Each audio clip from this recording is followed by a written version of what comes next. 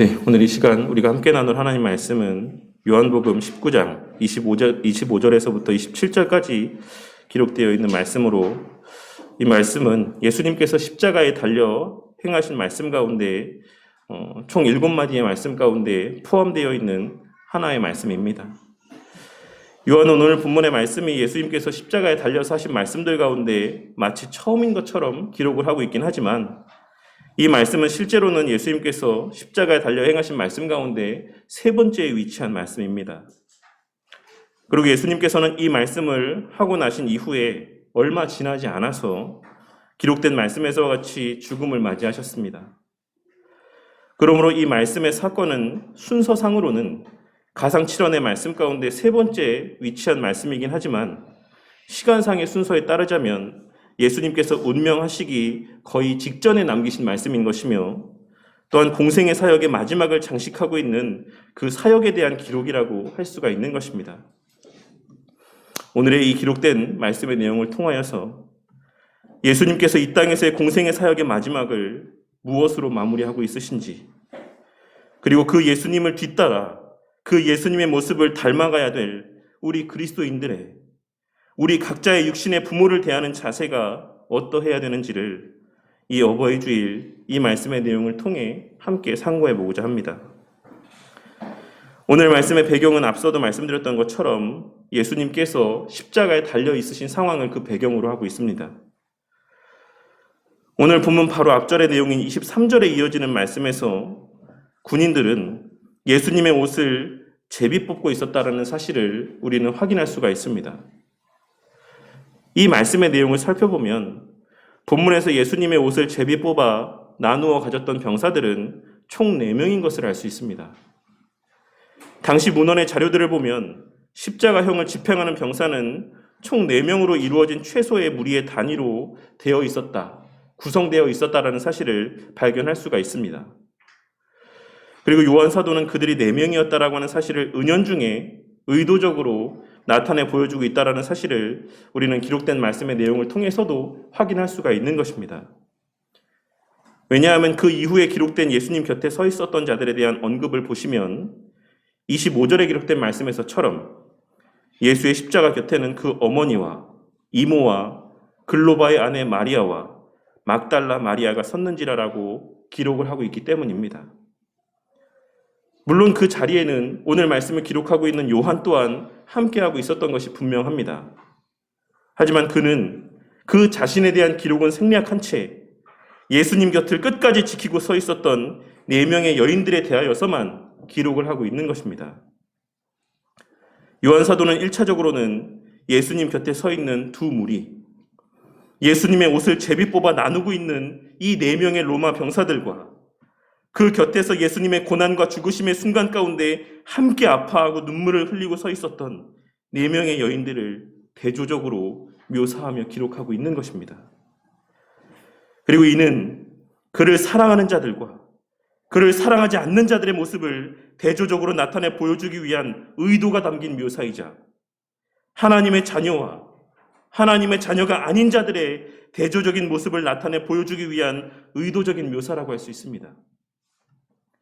그리고 우리는 이 장면에 대한 묘사를 통하여서 우리는 과연 그리스도만으로 말미암는 그 만족의 삶 가운데 살아가고 있는지, 예수님 자체로 말미암아 만족이 넘치는 삶을 살아가고 있는지, 아니면 입으로는 예수님을 사랑한다라고 고백하고 있을지라도 실제로는 오늘 말씀에서의 예수님이 마지막 남기신 그 옷까지도 서로 나누어 가지려는 로마 병사들과 같이 예수님을 통해 처음부터 끝까지 내 유익만을 챙기려는 마음으로 예수님 곁에 머물고 있는 것은 아닌지를 생각해 보아야지만 할 것이라고 생각을 합니다. 그리고 또한 이는 2차적으로는 마가복음 14장 50절에 기록된 도망간 제자들과의 대조를 위한 의도적인 기록이라고도 할 수 있습니다. 마가복음 14장 50절 말씀을 보시면 제자들이 다 예수를 버리고 도망하니라 라는 말씀이 기록되어 있습니다. 그중 베드로는 예수님의 신문 받으시는 자리까지 함께 하였다가 예수님을 3번 부인하고 저주까지 하는 모습을 나타내 보였고, 요한은 뒤늦게지만 다시 그 자리에 합류하여 예수님의 형벌의 자리까지 함께하였습니다. 하지만 여기서 중요한 것은 그들은 적어도 한 번 예수님을 버리고 떠났었다라는 것이고 여인들은 그러하지 않았다라는 것입니다.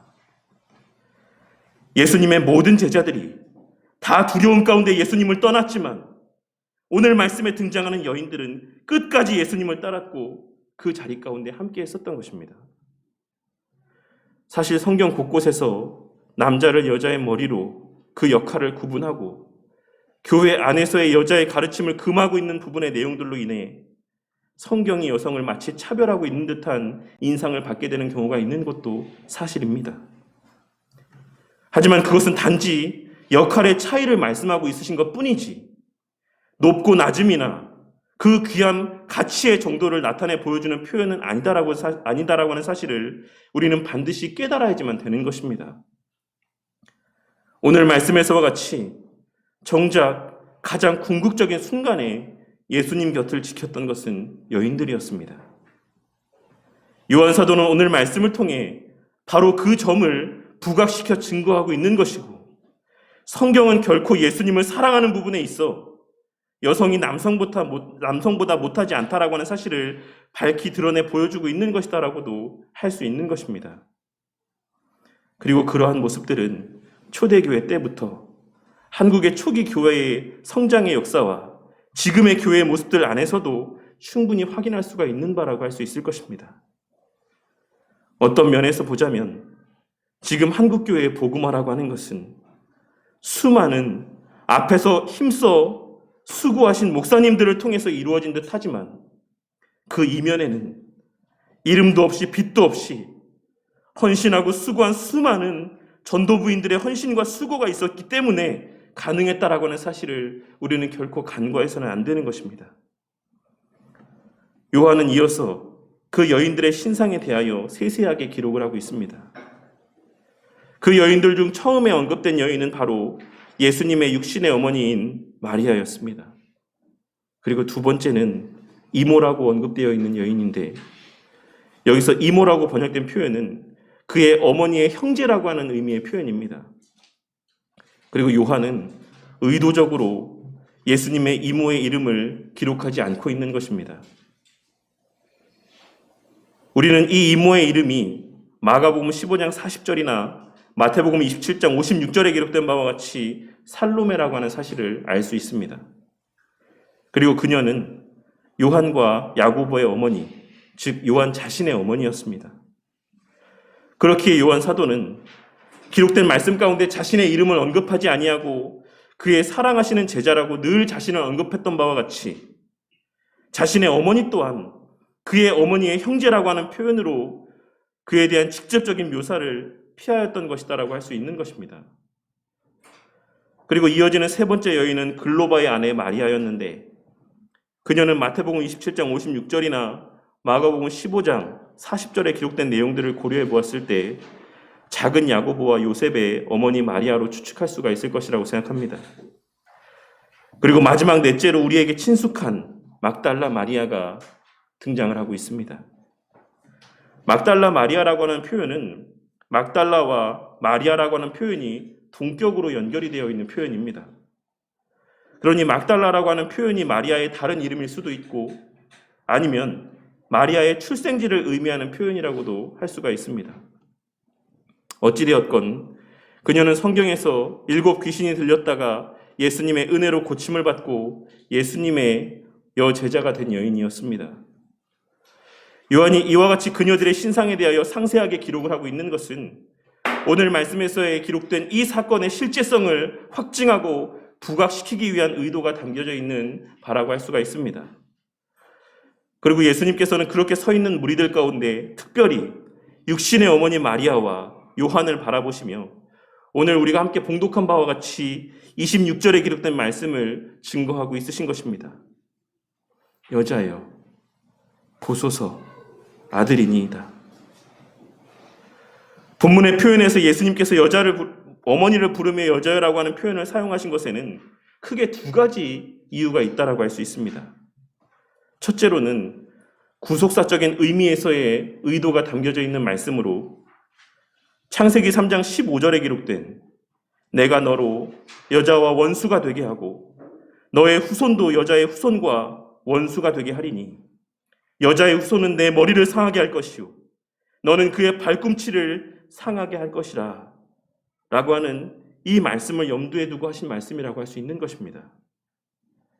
구약 히브리어 성경 가운데 창세기 3장 15절에 기록된 여자라는 표현의 70인역 헬라어 성경의 표현이 바로 오늘 말씀에서 예수님께서 그 어머니 마리아를 부를 때 사용하신 이 여자여라고 하는 표현입니다. 예수님께서는 이제 십자가에서 공생의 기간 가운데 모든 사역을 다 마치시며 이러한 말씀의 표현을 통하여서 자신이 바로 구약의 창세기에 기록된 원시복음 가운데 예언된 바로 그 여자의 후손임을 의도적으로 나타내 보이시고 확증하여 주고 있으신 것이다라고 할 수 있는 것입니다. 더불어 요한은 요한복음을 기록함에 있어 예수님의 생애를 하나님의 구속 역사가 성취되어져 가는 과정으로서의 관점에서 기록하고자 하는 의도를 갖고 있었습니다. 그리고 이는 요한복음 1장의 시작이 창세기 1장의 시작과 유비관계를 맺고 있다는 사실을 통해서도 확인할 수가 있는 바인 것입니다. 그리고 예수님의 어머니 마리아를 부르시는 호칭을 특별히 기록하고 있는 것도 예수님의 이 십자가 대속의 사역이 창세기에 계시된 원시복음의 성취라고 하는 사실을 나타내 보여주기 위함이라는 맥락에서 이해할 수가 있는 것입니다. 그리고 또 하나, 예수님께서 그 육신의 어머니를 여자여라고 부르고 있는 그 이유는 어머니 마리아를 배려하는 의도에서 하신 말씀이기도 합니다. 누가복음 2장 35절 말씀해 보시면 시므온이 어머니 마리아에게 전하는 예언의 말씀이 기록되어 있는데 그것은 바로 칼이 내 마음을 찌르듯 하리니 라고 하는 말씀이었습니다. 자신이 낳은 육신의 자식이 수치스러운 죽음의 자리에서 사람들의 모욕을 받으며 고통스럽게 죽어가는 것을 바라보고 서 있는 그 어머니의 마음은 그것을 경험하여 보지 않은 이들은 절대 알 수 없는 고통일 것입니다. 우리가 얼마 전에 겪었던 끔찍한 사건인 세월호가 서서히 바다에 가라앉아 가는 것을 그 밖에서 그저 바라보고 서 있었어야만 했던 그 학생들의 그 부모의 마음을 다 알 수 없고 이해할 수 없는 것처럼 자신의 자식이 죽었다라고 하는 소식을 갑작스럽게 듣게 되었을 때 그 부모가 느끼는 고통 또한 말로 형언할 수 없는 것이겠지만 그 자식이 자신이 보는 눈앞에서 서서히 죽어가고 있는 것을 그저 바라만 보고 있어야지만 되는 부모가 느끼는 고통이라고 하는 것은 그보다 더 극심한 고통이라고 할 수가 있는 것입니다. 그렇게 시므온은 장차 마리아가 겪게 될 그 일로 말미암아 그가 겪게 될 고통의 정도를 칼이 내 마음을 찌르듯 하리니라고 하는 이 예언의 말씀을 통해 증거하였던 것이다라고 할 수 있는 것입니다. 그리고 예수님의 이와 같은 표현은 그러한 고통 가운데 있었을 어머니 마리아를 향한 배려의 마음이 담긴 표현이라고도 할 수 있는 것입니다. 예수님께서는 그 자리에서 자신이 그 육신의 어머니 마리아를 향하여 어머니라고 하는 호칭을 사용하였을 때 그와 같은 호칭이 그 어머니의 슬픔을 더욱 극대화할 것을 생각하며 그 어머니를 어머니라 부르지 아니하고 여자여라고 하는 객관적인 호칭을 사용함으로 그 슬픔을 경감시켜 주시기 위한 마음 또한 담아 이와 같은 표현을 사용을 하셨던 것입니다. 그리고 그러한 이유들로 여자여라고 하는 호칭으로 마리아를 부르신 이후에 하신 말씀이 바로 보소서 아들이니이다 라고 하는 말씀이었던 것입니다. 여기서의 예수님께서 보라고 말씀하고 있으신 것은 자신을 바라보라는 말씀이 아닌 그 어머니의 곁에 서 있는 요한을 바라보라는 말씀이었습니다. 그리고 또한 그가 이제부터는 자신을 대신하여 아들의 역할을 맡게 될 것이다라는 말씀을 증거하고 있으신 것입니다. 예수님께서 여러 제자들 가운데 요한에게 어머니 마리아를 맡긴 것은 물론 앞에서도 언급한 바와 같이 그가 실제 그 육신적 혈육관계 가운데 있었기 때문이기도 하지만 그가 가장 신뢰할 만한 제자로 여겨졌기 때문이기도 할 것입니다. 예수님께서는 자신의 생애를 마무리하는 그 시점에서 자신이 가장 신뢰할 수 있는 제자에게 자신의 어머니를 부탁하고 있는 것입니다. 그리고 이어서 27절 말씀을 통해 요한에게 하시는 말씀은 보라, 내 어머니라 라고 하는 말씀이었습니다. 여기서 예수님께서 사용하신 이 어머니라고 하는 표현은 일반적인 의미에서의 어머니를 의미하는 표현입니다. 이 표현을 통해 예수님께서는 요한이 자신의 어머니를 친어머니와 같이 진심으로 섬겨주기를 바라는 의도를 담아서 이와 같은 말씀을 하고 있으신 것이다라는 사실을 우리는 발견하고 깨달을 수 있는 것입니다. 그리고 그 이후에 기록된 그때부터 그 제자가 자기 집에 모시니라 라고 하는 표현에서도 알 수 있는 것처럼 실제로 요한은 예수님의 육신의 어머니인 마리아를 극진히 모셨습니다. 여담으로 말씀을 드리자라고 한다면 예수님의 어머니 마리아의 이 이후의 삶에 대하여서는 크게 두 가지의 설이 등장을 합니다. 전해져 내려오고 있습니다. 하나는 요한과 더불어서 에베소까지 가서 그곳에서 여생을 보내다가 생을 마감하였다라고 하는 설이 하나 전해 내려져 오고 있는 것이고, 또 하나는 요한과 함께 아직 예루살렘에 거하던 중 예수님께서 돌아가신 후 11년 후에 예루살렘에서 숨을 거두셨다라고 하는 이야기가 전해지고 있습니다. 물론 우리는 어느 것이 맞는 것인지 정확히 알 수도 없고 또 이러한 내용들이 그렇게 중요한 내용도 아니라고 할 수 있습니다. 그리고 28절 말씀해 보시면 그 후에 예수께서 모든 일이 이미 이루어진 줄 아시고 라는 말씀이 기록되어 있는 것입니다. 이는 예수님께서 어머니 마리아의 안위를 요한에게 부탁하신 것이 이 땅에서 예수님께서 하실 그 사역 가운데 마지막이었다라고 하는 사실을 나타내 보여주는 표현이라고 할 수 있습니다. 예수님께서는 가장 우선으로는 참된 아버지 하나님의 뜻, 즉 구속 역사를 성취하시기 위하여 이 땅에 오신 것이지만 그 사역의 마지막에 있어서는 육신의 부모를 돌보고 챙기는 책임 또한 그 자녀된 도리 또한 결코 외면하지 않으셨던 것입니다. 그리고 예수님의 오늘 말씀에서와 같은 행동 가운데는 철저히 우리를 향한 가르침의 의미와 율법의 요구를 충족하시기 위한 의미가 담겨져 있는 것이 분명하다라고 할 수 있는 것입니다. 그렇다면 오늘 말씀에 이 예수님의 모습을 통하여서 우리는 무엇을 발견하고 깨달아야지만 되겠습니까? 그것은 바로 우리가 하나님을 섬긴다라고 하는 이유로 혹은 하나님의 일을 한다라고 하는 이유로 우리 육신의 부모에게 있어 무관심하거나 자식으로서 행해야지만 될 의무를 소홀해서는 안 된다라는 것입니다.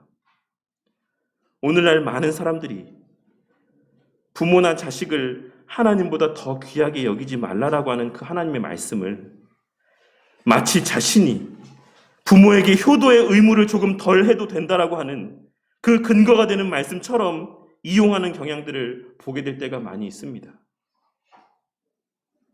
하나님께서 자식을 더 우선하지 말라고 하셨으니, 하나님께서 그 육신의 부모를 하나님보다 더 귀하게 여기지 말라고 하셨으니, 내가 지금 부모 앞에 좀 덜 효도를 한다라고 할지라도 괜찮다라고 하는 잘못된 생각 가운데 신앙의 삶을 살아가는 자들이 적지 않다라는 것입니다. 물론 우리의 신앙의 삶에 있어 가장 우선 순위는 하나님이 되어야 한다라는 사실은 불변하는 진리라고 할 수 있습니다. 만일 육신의 부모가 교회를 다니지 말라고 한다라고 한다면 우리는 그러한 명령에 순종해서는 안 되는 것입니다. 하지만 또한 동시에 우리와 육신의 부모의 관계는 거기서 끝나서는 안 된다라는 사실 또한 명심해야지만 될 것입니다. 우리는 하나님과 우리 사이의 관계에 가장 집중하고 신경 쓰며 살아야 되는 것이 맞지만 그에 못지않게 우리 육신의 부모에 대한 효도 또한 소홀하게 하지 말고 지속적으로 최선을 다하는 삶을 살아야 되는 것이 그리스도인으로서 마땅한 삶의 모습이다라는 것을 명심해야지만 되는 것입니다. 그리고 또한 그 사실을 우리는 오늘 말씀에서의 예수님의 모습을 통해 다시 한번 발견하고 깨달을 수가 있는 것입니다. 내 부모가 내 신앙의 삶을 지지하든 지지하지 않던, 어떤 면에서는 내 신앙을 지지하지 않을 때 우리는 오히려 더 열심을 다하여 우리 육신의 부모에게 효도를 다하고 하나님께서 명하신 계명 가운데 순종하는 삶을 살아가야지만 되는 것입니다. 우리 그리스도인의 삶에 있어 그 부모를 대하는 자식의 모습은 크게 네 가지로 나눌 수 있을 것이다라고 생각을 합니다. 첫째는 하나님께도 못하고 그 육신의 부모에게도 못하는 삶을 살아가는 자들입니다. 이러한 삶을 살아가는 자들은 철저히 자신의 만족만을 위해서 살아가는 사람들입니다. 신앙 또한도 내 중심의 신앙의 삶을 살아가고 그 육신의 삶 또한도 내 자신의 만족과 유익만을 위해 살아가는 사람들이 바로 이러한 사람들이라고 할 수 있는 것입니다. 그리고 그들이 그들의 부모에게도 효도를 제대로 하지 않고 살아가는 것은 그 부모에게 받은 것이 없다라고 생각하거나 그 부모에게 받을 것이 없다라고 생각하기 때문일 것입니다. 그리고 그러한 자들이 만일 부모에게 순종했던 적이 있다라고 한다면 그것은 그들이 어려서 어쩔 수 없이 순종해야 됐거나 경제적인 어떤 이유들로 인해 어쩔 수 없이 순종했던 것이 맞을 것이다라고 할 수 있는 것입니다. 그래서 그 육신의 머리가 커지고 부모의 도움이 없이도 먹고 살만해졌거나 부모가 더 이상 나에게 도움을 주는 대상이 아닌 내가 도움을 줘야 되는 대상으로 그 상황이 바뀌어지게 되면 그 관계를 멀리하는 것이다라고 할 수 있는 것입니다. 우리는 그러한 자들이 정말 많이 있을까라고 생각할 수 있겠지만 의외로 우리 주변에는 그 육신의 부모를 이와 같은 마음으로 대하는 자들이 참으로 많이 있다라고 하는 사실을 어렵지 않게 쉽게 발견할 수 있습니다. 그리고 그러한 자들은 하나님과의 관계에 있어서도 마찬가지의 신앙의 삶을 살아가는 것입니다. 하나님의 도움이 필요하다라고 여겨질 때에는 예배를 열심히 드리고 기도도 열심히 하지만 그 필요가 채워지고 나면 마치 언제 그랬냐는 듯이 하나님을 모른 척하는 삶을 살아가는 것입니다. 그리고 더 나아가서 우리가 그 하나님 앞에 순종하고 헌신의 삶을 살아야 된다는 사실을 깨닫게 된다라고 하면 그 관계를 멀리하기까지 합니다. 마치 육신의 부모에게 내가 도움을 줘야 되는 상황이 되면 그 관계를 멀리하는 자식들처럼 내가 하나님 앞에 무엇인가를 해야지만 될 상황을 직면하게 되면 그 상황을 회피하고 멀리하는 신앙의 삶을 살아가는 자들이 적지 않다라는 것입니다. 그리고 두 번째 종류의 사람들은 육신의 부모에게는 잘하지만 하나님께는 못하는 삶을 살아가는 자들이 있습니다. 이는 우리가 익히 잘 알고 있는 바와 같이 부모나 자식을 하나님보다 더 우선시하는 삶을 살아가는 자들입니다. 부모와 자식을 우상으로 여기며 살아가는 자. 평상시에는 신앙생활 잘하는 것처럼 여겨지지만 정작 중요한 삶의 선택의 기로에 서게 되면 하나님이 아닌 그 육신의 부모와 자식들을 택하는 삶을 살아가는 자들이 바로 이의 부류에 속한 사람들이라고 할 수 있는 것입니다. 그리고 세 번째로는 육신의 부모에게는 못하지만 하나님께는 잘하는 자들이 있습니다. 하지만 이는 엄밀한 의미에서는 하나님께도 못하는 자들이라고 할 수 있다는 사실을 우리는 결코 잊어서는 안 될 것입니다. 하나님께 잘하는 자들은 본질적으로 육신의 부모에게 못할 수가 없기 때문인 것입니다. 요한일서 4장 20절 말씀을 보시면 누구든지 하나님을 사랑하노라 하고 그 형제를 미워하면 이는 거짓말하는 자니 보는 바 그 형제를 사랑하지 아니하는 자는 보지 못하는 바 하나님을 사랑할 수 없느니라 라고 하는 말씀이 기록되어 있습니다. 눈에 보이는 주 안에서의 형제 자매를 사랑하지 않으면서 눈에 보이지 아니하는 하나님을 사랑할 수 없는 것이다라고 하나님께서는 분명하게 말씀하고 있으신 것입니다. 그와 마찬가지로 하나님께서 내 위에 세우신 눈에 보이는 그 육신의 부모의 권위를 존중하고 그 부모를 사랑하지 않는 자는 하나님께서 원하시는 바대로의 하나님을 사랑하는 삶을 살 수 없는 것이다라고 하나님께서는 분명하게 말씀하고 있으신 것입니다. 설령 나는 아니다라고 할지라도 하나님께서는 그렇게 말씀하고 있으십니다. 그러니 누구의 말이 맞을지는 본인 스스로가 한번 판단해 보시기를 바라겠습니다. 부모를 공경한다라고 하는 것은 하나님께서 말씀하신 인간과 인간 사이의 관계에 대한 계명의 말씀 가운데 첫 번째 계명의 말씀입니다.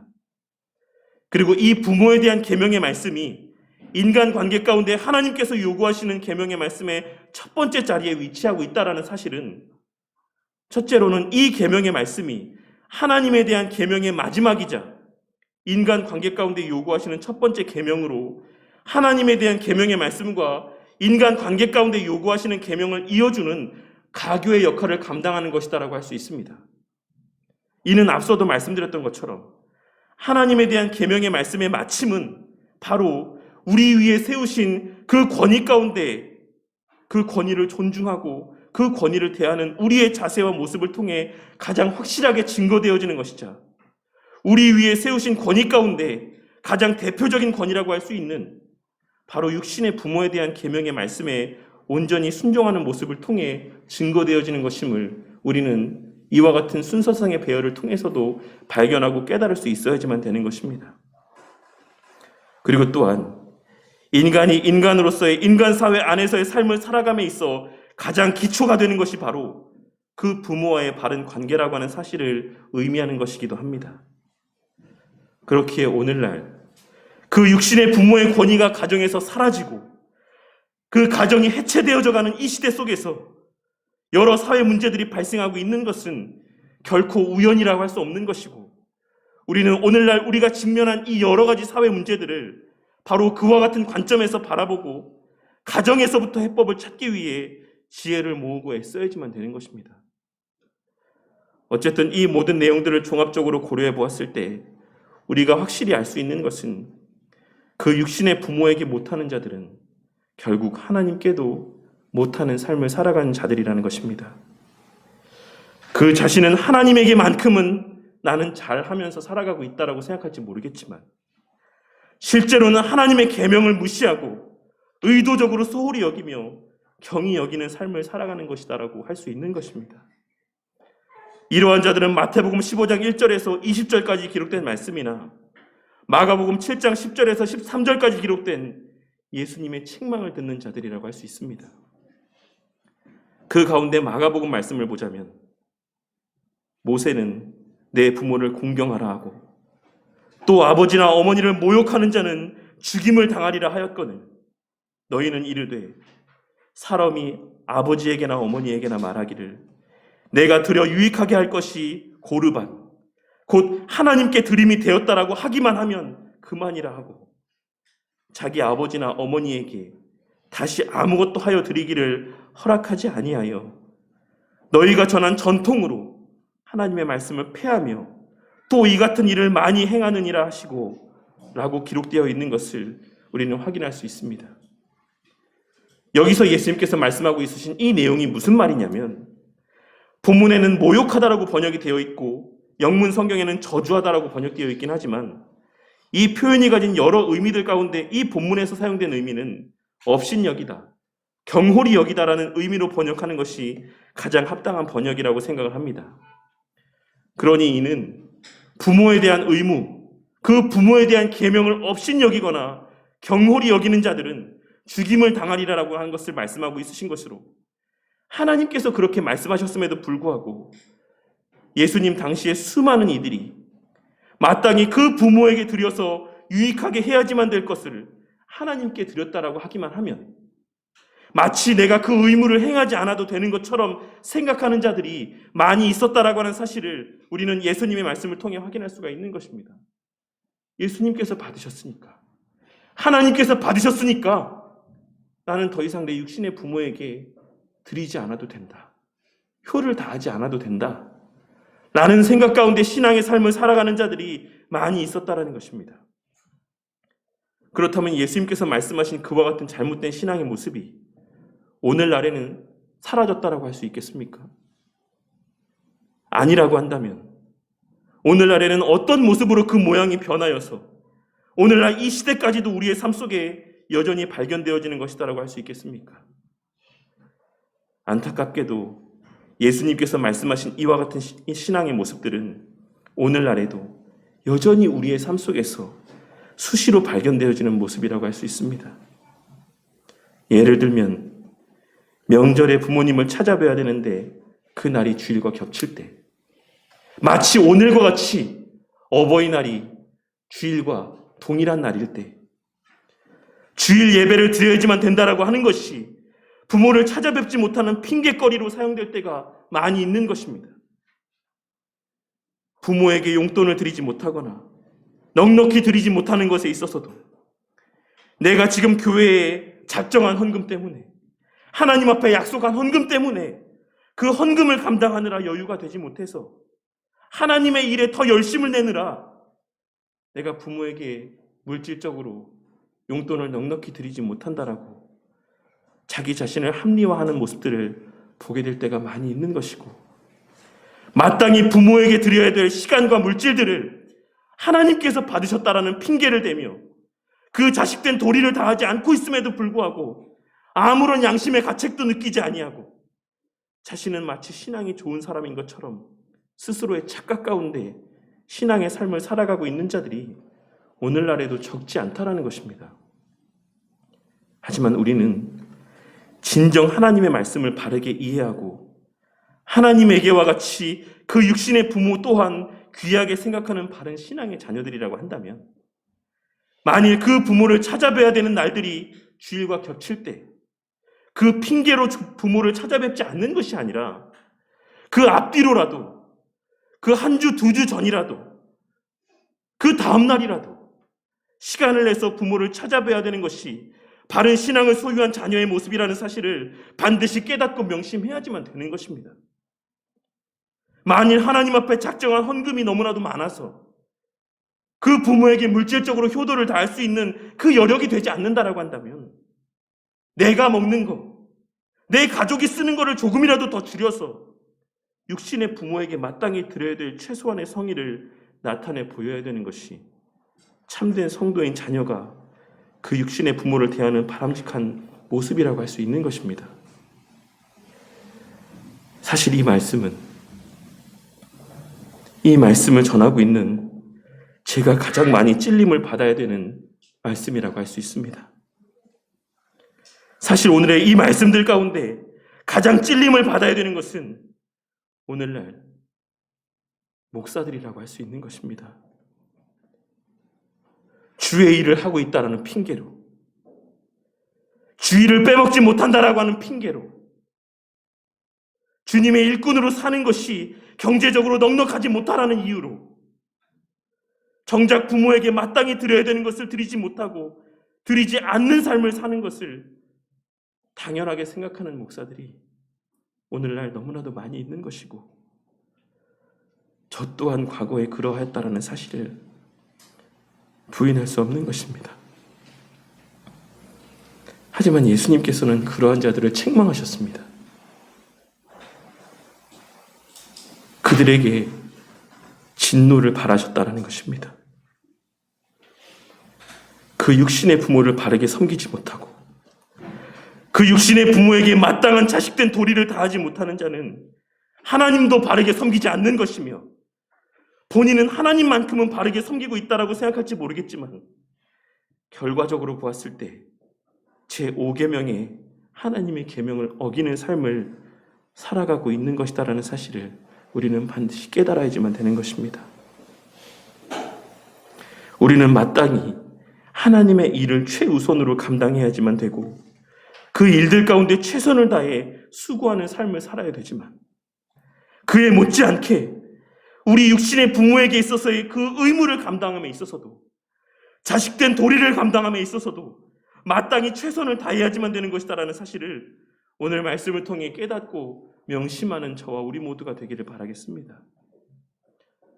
그리고 그 의무를 다함에 있어 우리는 우리의 하나님을 섬기고 주의 몸으로서의 교회를 섬김이 아무런 행함도 없이 그 어떤 물질적인 섬김도 없이 마음만 가지고 입으로만 섬기는 것이 아닌 것처럼 육신의 부모를 섬김에 있어서도 그 마음과 입술로서만이 아닌 행함을 통한 실제적인 육신의 섬김이 있어야지만 되는 것이고 물질적인 면에 있어서도 그 효를 다함에 있어 부족함이 없어야지만 된다는 사실을 깨닫고 명심해야지만 되는 것입니다. 우리 육신의 부모를 나를 기르고 양육하고 바른 길로 인도하게 하시기 위하여 하나님께서 세우신 하나님의 대리자로 여기며 그 육신의 부모 대하기를 마치 하나님을 대하듯 최선을 다해 섬겨야 되는 것이 그리스도인 된 자식의 마땅한 도리이자 하나님께서 요구하시는 삶의 모습이라는 사실을 우리는 깨달아야지만 된다는 것입니다. 그리고 바로 그것이 예수님께서 오늘 말씀 가운데 이 기록된 모습을 통하여서 우리에게 증거하시는 참된 교훈과 깨달음이라고 하는 사실을 우리는 발견할 수 있어야지만 될 것입니다. 예수님께서는 그 육신에 있어서 가장 힘듦을 느끼시는 바로 그 순간, 자신의 육신의 생명이 끝나가는 그 최후의 순간, 모든 공적인 사역을 마치신 바로 그 순간에 자신의 육신의 어머니를 바라보셨습니다. 그리고 그녀의 이 땅에서의 남은 여생을 염려하고 자신이 가장 신뢰하는 제자인 요한에게 그녀의 안위를 부탁하셨습니다. 내가 지금 당장 힘들다고 그 육신의 어머니를 모른 척하지 아니하셨고 내 사역이 아무리 귀하고 대단한 일이라고 할지라도 그 부모를 공경하는 자식된 도리와 의무를 소홀히 하지 않으셨습니다. 그런데 하물며 내 먹고 사는 일들이 얼마나 귀하다라고 우리가 우리 육신의 부모에 대한 의무를 소홀히 할 수 있겠습니까? 내가 지금 하는 사역들이 얼마나 귀하다라고 얼마나 대단한 일이라고 우리 육신의 부모에 대한 효도까지 소홀해가며 그 자식된 도리를 다하지 않는 핑계거리로 삼을 수 있는 것이겠습니까? 우리 예수님께서도 죽으심의 마지막 순간까지 육신의 부모에 대한 관심을 저버리지 않고 그에 대한 배려와 의무를 소홀히 하지 않으셨는데 우리가 뭐라고? 우리가 뭐 얼마나 대단한 일을 하고 있다라고? 우리가 얼마나 힘든 상황 가운데 있다라고? 우리 주님께서도 끝까지 감당하셨던 그 자식된 부모를 향한 효도의 도리를 다하지 않으며 살아갈 수 있는 것이겠습니까? 그러니 우리는 오늘 말씀에서 예수님의 모습을 보며 우리 또한 이 땅에서의 자식으로서의 삶을 살아가는 시간들 가운데 그 어떤 상황 속에서도 자식된 도리를 다해야지만 된다라고 하는 사실을 발견하고 깨달을 수 있어야지만 되는 것입니다. 그리고 바로 그것이 마지막 네 번째, 부모에게도 잘하고 하나님께도 잘하는 삶의 모습이며 우리가 본받고 따라야지만 될 그리스도를 닮아가는 그리스도인의 마땅한 삶의 모습이라는 사실을 깨닫고 명심해야지만 되는 것입니다. 성경이 하나님보다 그 육신의 부모를 더 우선해서는 안 된다라고 말하는 것도 사실이지만 수없이 많은 곳에서 부모에 대한 의무를 다할 것을 말씀하고 있으시다라는 사실 또한 우리는 결코 간과하지 말아야지만 될 것입니다. 그리고 우리는 마음으로도 그 부모에게 효도를 해야 되는 것이 맞지만 동시에 오늘 말씀에서와 같이 물질적인 면에 있어서도 자식된 도리를 다해야지만 되는 것이고 그의 먹고 자는 생활적인 측면에 있어서도 결코 소홀히 해서는 안 된다라는 사실을 오늘 말씀을 통해 깨닫고 명심하는 은혜가 있으시기를 바라겠습니다. 오늘의 말씀은 우리 각자에게 하시는 하나님의 말씀인 것이지 내 자식에게 나를 대신하여 말씀하여 주시는 말씀이 아니다라는 사실을 명심하시기 바라겠습니다. 오늘 이 말씀을 들으며 내가 내 부모에게 그렇게 효를 다하며 살고 있는가를 우리는 깨달아야지만 되는 것이지 내 자식이 나한테 그렇게 효도해야 된다라는 그와 같은 주장의 근거로 사무라고 들려주시는 말씀이 아니다라는 사실을 우리는 깨달아야지만 된다라는 것입니다. 제가 늘 말씀드리는 것처럼 기록된 하나님의 말씀과 그 말씀을 풀어 설명하시고 선포하시는 설교 말씀은 나의 삶 가운데 적용하라고 들려주시는 나를 향한 말씀인 것이지, 다른 이들에게 적용하고 다른 이들을 판단하고 다른 이들을 정죄하라고 들려주시는 말씀이 아니다라는 사실을 우리는 반드시 깨닫고 명심해야지만 되는 것입니다. 오늘의 이 말씀을 마음 가운데 깊이 새기시고 예수님 당시 바리새인들과 서기관들과 같이 내가 하나님께 귀한 시간을 드렸으니, 내가 하나님께 귀한 물질을 드렸으니 라는 생각으로 부모에게 마땅히 드려야 되는 시간과 물질을 소홀히 여기고 경홀히 여기는 삶을 살아가는 우를 범하지 마시고, 내게 육신의 생명을 주시고 나로 하여금 하나님을 알게 하시고 하나님을 섬기는 삶을 살게 하는 그 일들 가운데 통로로 귀하게 쓰임을 받으신 내 육신의 부모에게 마땅히 그 의무와 도리를 다하는 삶을 살아가는 우리 모두가 되므로 진정 하나님께도 잘하고 그 부모에게도 잘하며 하나님에게 뿐만 아니라 세상 사람들에게 있어서도 칭송을 받는, 하나님께 진정으로 영광 돌리는 삶을 살아가는 저와 우리 모두가 되기를 주님의 이름으로 간절히 축원합니다.